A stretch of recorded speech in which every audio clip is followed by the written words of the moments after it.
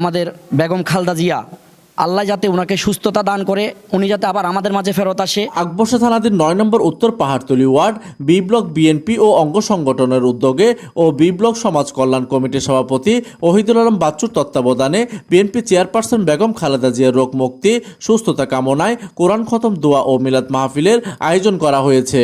গত ৪ December বিশ্বকল্যাণী B block বাইতুল আমান জামে মসজিদে বাদে এশার সময় এই দোয়ার আয়োজন করা হয়।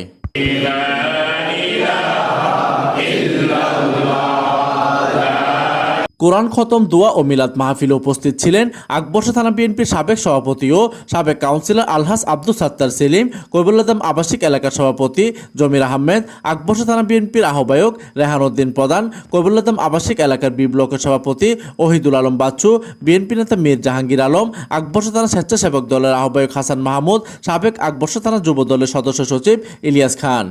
এই সময় ওহিদুল আলম বাচ্চু গণমাধ্যমকে বলেন, আমরা যার জন্য দোয়া করছি ইতিমধ্যে আপনারা জানেন, তিনবারের প্রধানমন্ত্রী দেশরত্ন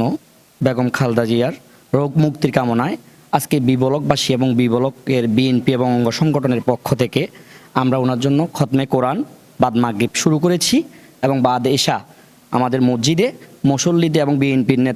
বিএনপির সকল পর্যায়ের নেতাকর্মীর উপস্থিতিতে উক্ত দোয়া ও মিলাদ মাহফিলে আরও উপস্থিত ছিলেন বিএনপির নেতা মোহাম্মদ নাসির, শেখ সেলিম, আব্দুল আজিজ, আবু বক্কর সিদ্দিক লিটন, মোহাম্মদ আলাউদ্দিন, স্বেচ্ছাসেবক দল নেতা মোহাম্মদ আব্দুল মোতালেব, ওয়ার্ড যুবদল নেতা মোহাম্মদ শামীম, সাদ্দাম হোসেন সহ বি ব্লক সমাজ কমিটির সকল নেতৃবৃন্দ ও মসজিদ কমিটির সকল নেতৃবৃন্দরা উপস্থিত ছিলেন।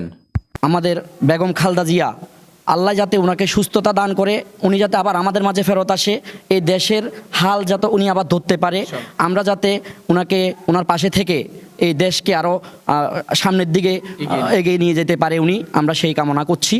অনুষ্ঠানের শেষে বেগম খালেদা জিয়ার সুস্থতা কামনায় ও দেশের কল্যাণে দোয়া ও মোনাজাত করা হয়।